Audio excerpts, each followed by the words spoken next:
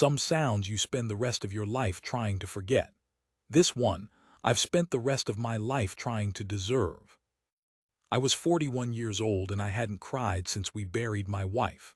I want you to hold on to that because it matters for what comes next. A man who's forgotten how to cry doesn't hear a sound on a mountain and turn his horse around for it. He tells himself it's the wind.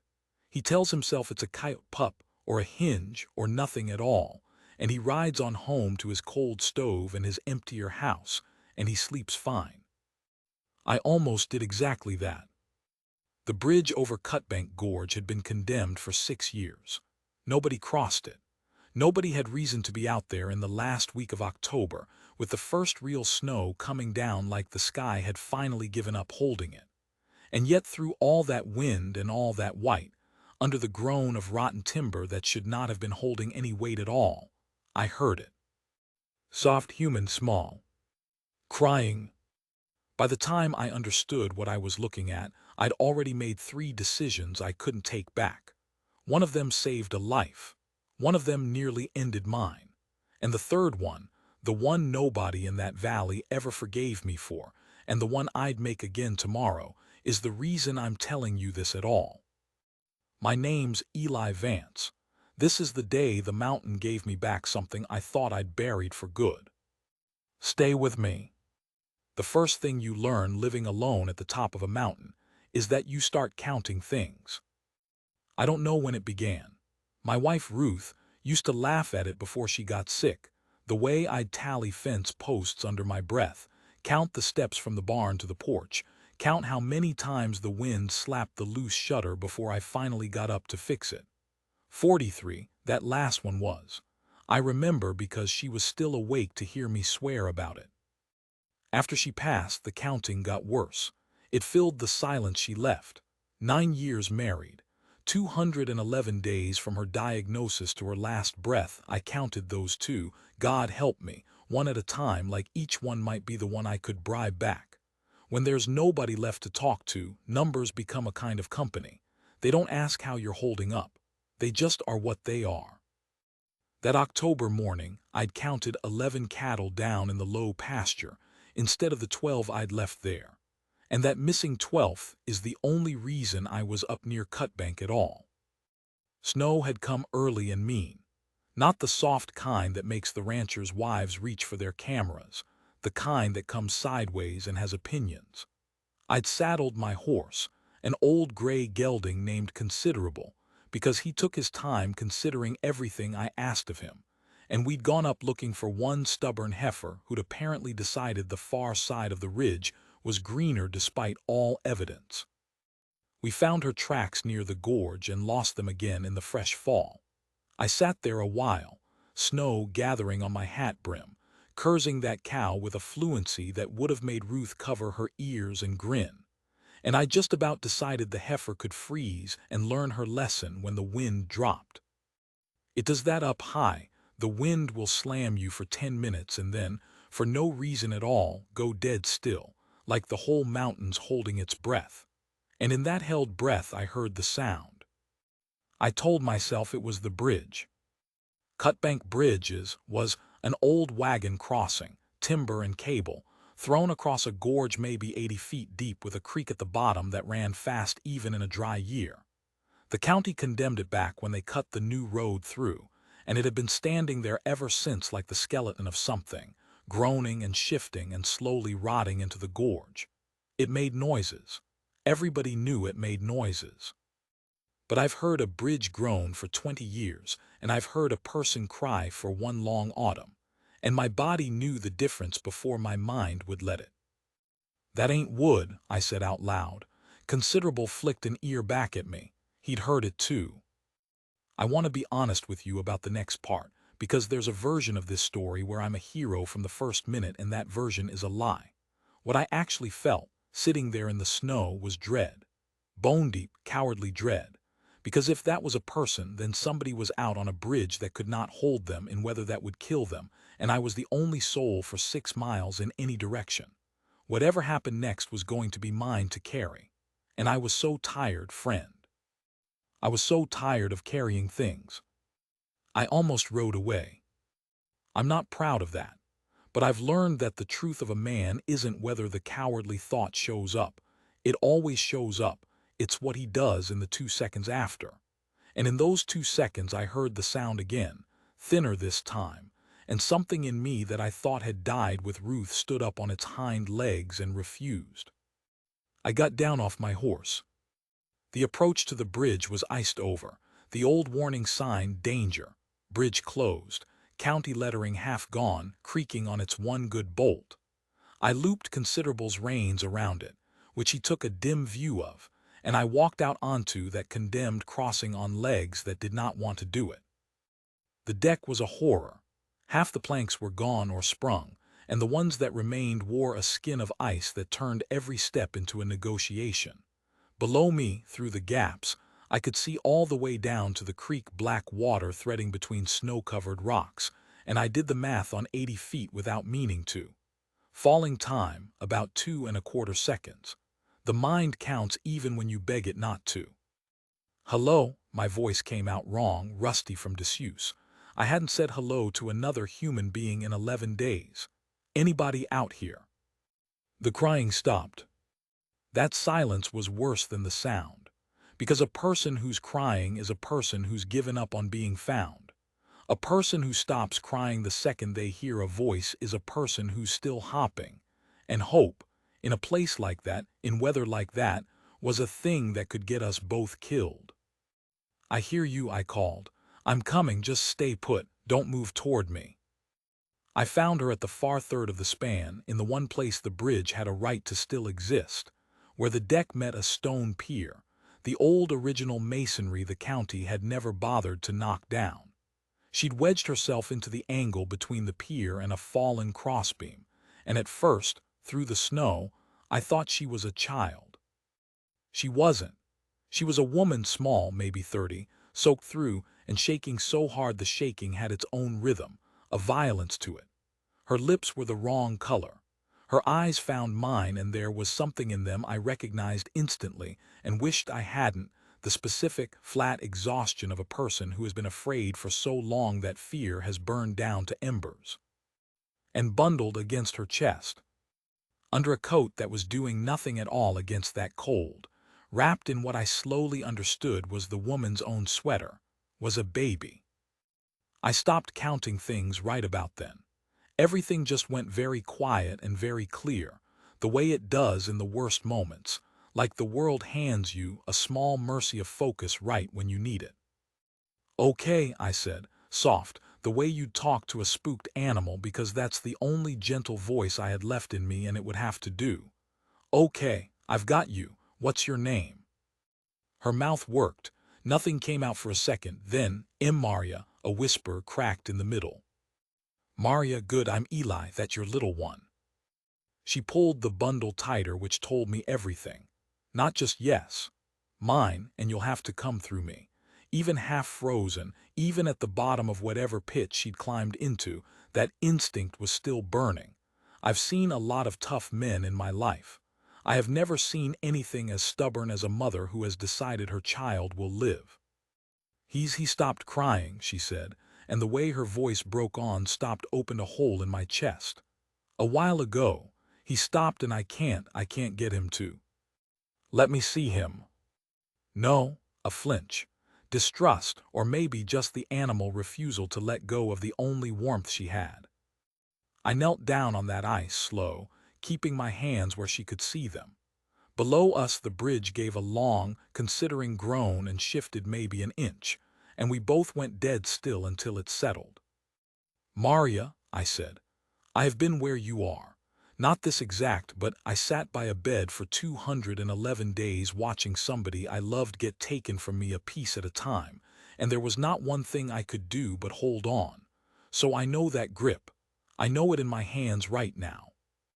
But I need you to trust me for exactly 10 seconds, because that baby needs warmth, and I've got a horse 40 feet away, and a cabin an hour down the mountain with a stove in it. And none of that does him any good while we sit here freezing to death being polite.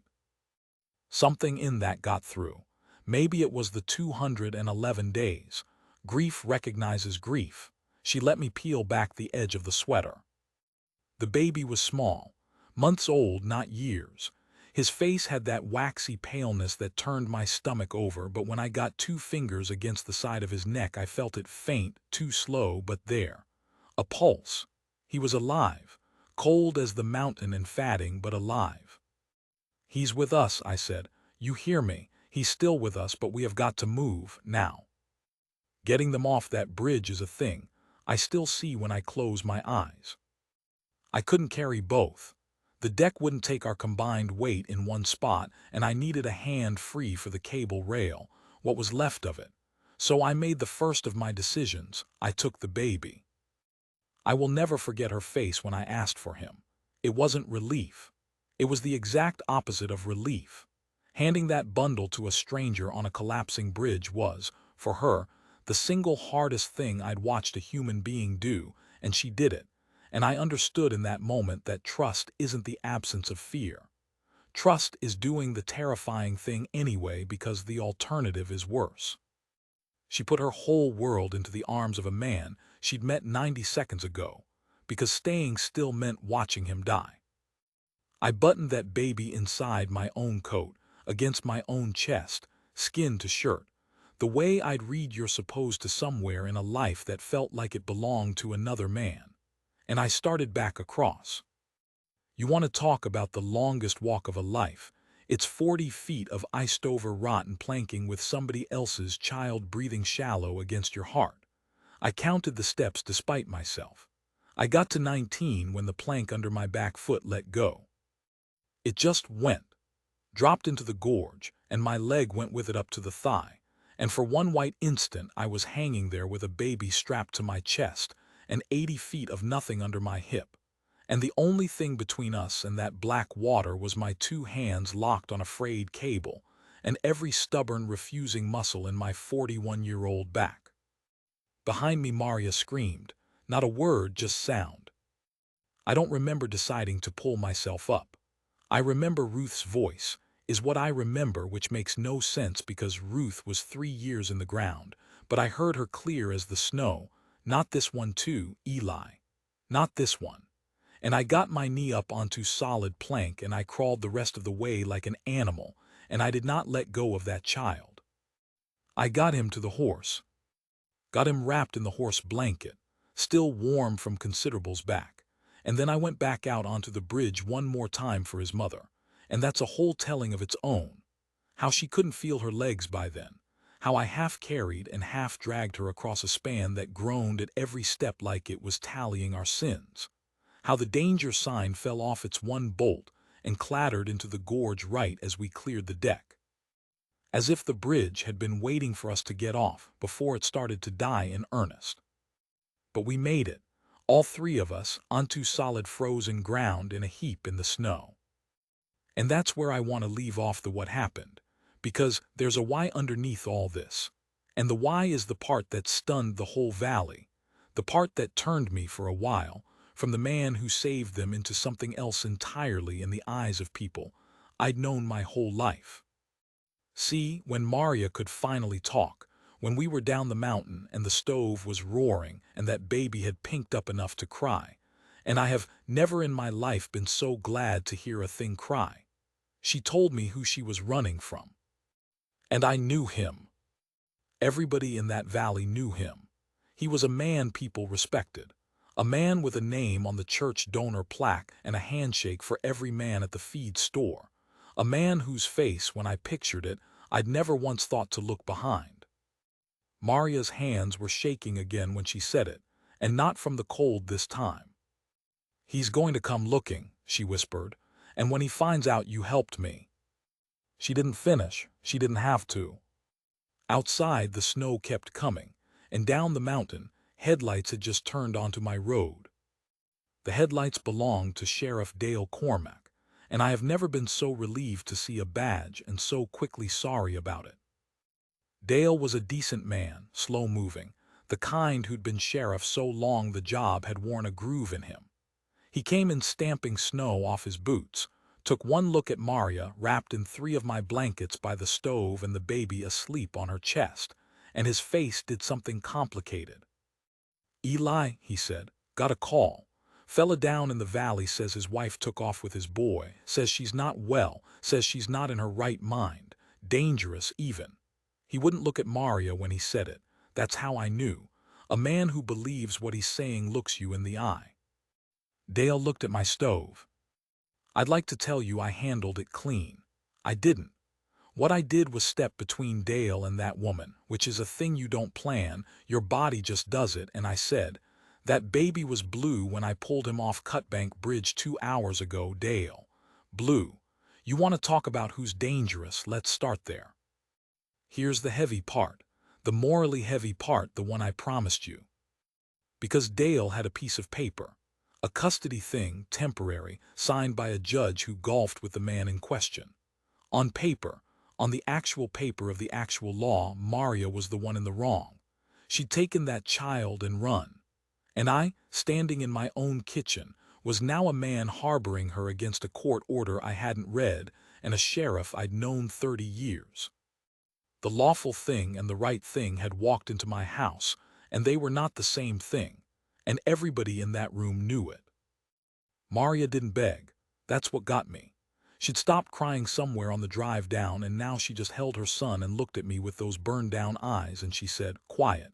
It's okay. I'm not going to get you in trouble. I'll go."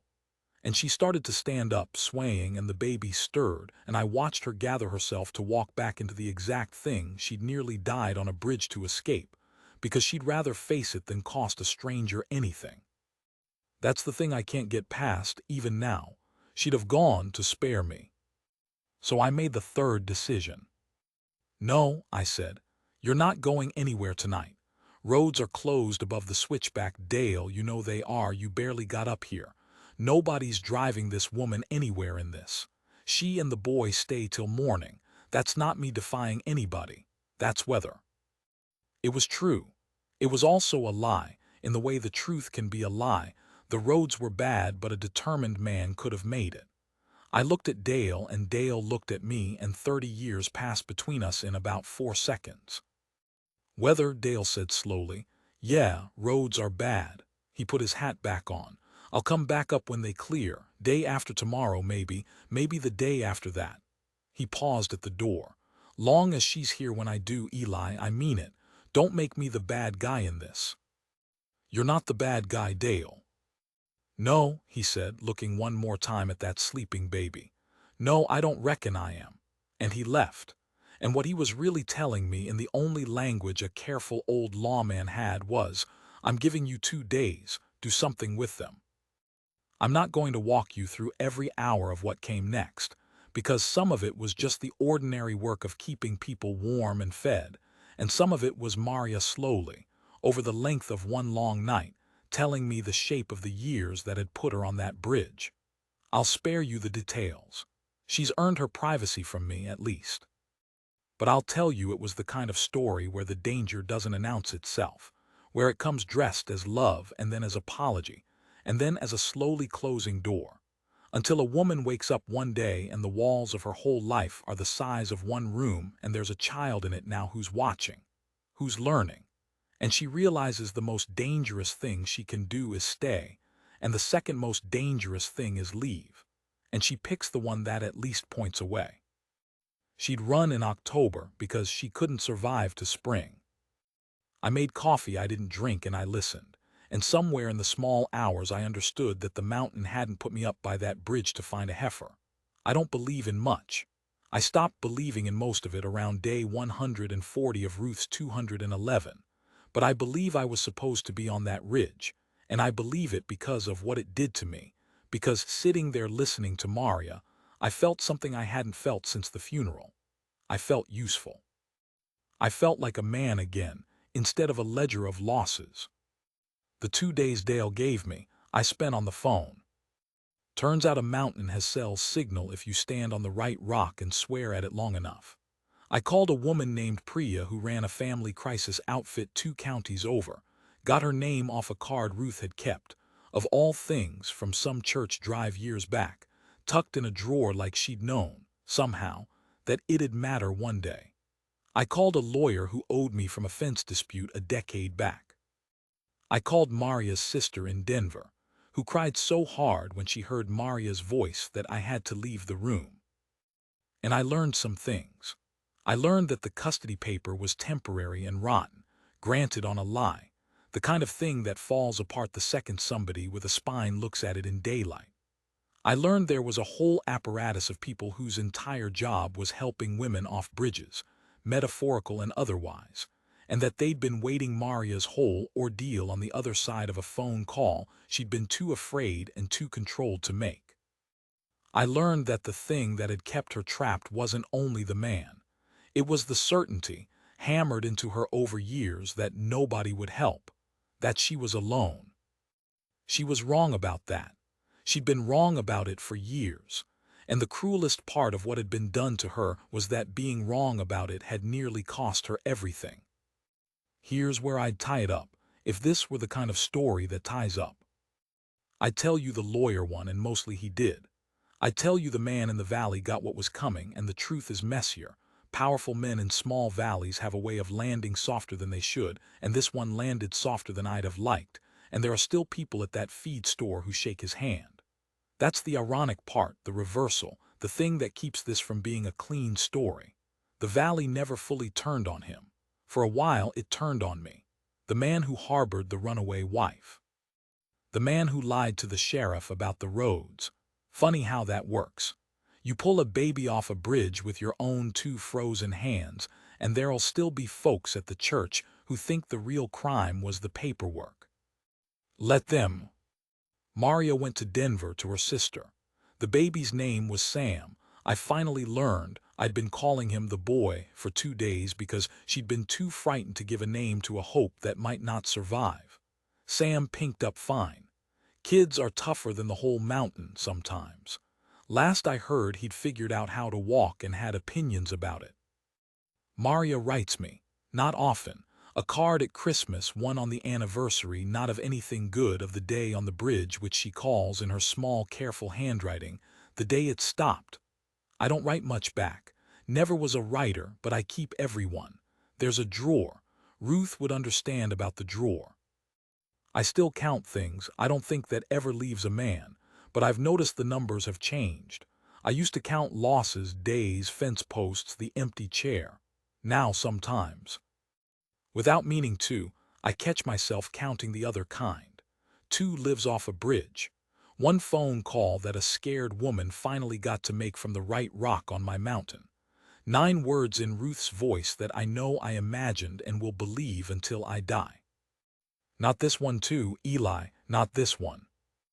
I go up to Cutbank sometimes, though there's nothing there now.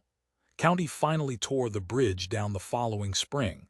Funny how fast they found the money once a baby'd nearly died on it. There's just the 2 stone piers left, standing in the gorge like teeth, and the Black Creek running under where the deck used to be. I sat up there last October, on the anniversary, and I'll tell you something I haven't told anybody. I've heard it again. The wind dropped, the way it does, and in that held breath I heard a sound off the gorge, soft and small, and my whole body stood up on its hind legs before my mind could tell it there was nothing there to save. Just the wind in the stone, just an old man's ears remembering. I sat back down. Considerable, older now, slower, considering things even longer than he used to, flicked an ear at me and waited. And I found I wasn't sorry to have heard it. A man who can still hear a cry on an empty mountain is a man who hasn't gone all the way cold. Ruth would say that's the whole of it, really. That's the whole of what a person's for. I don't know. I'm not the one who's good with words. I just know I turned my horse around that day. That's all I did. 2 seconds of not riding away. Some sounds you spend the rest of your life trying to deserve. I'm still trying.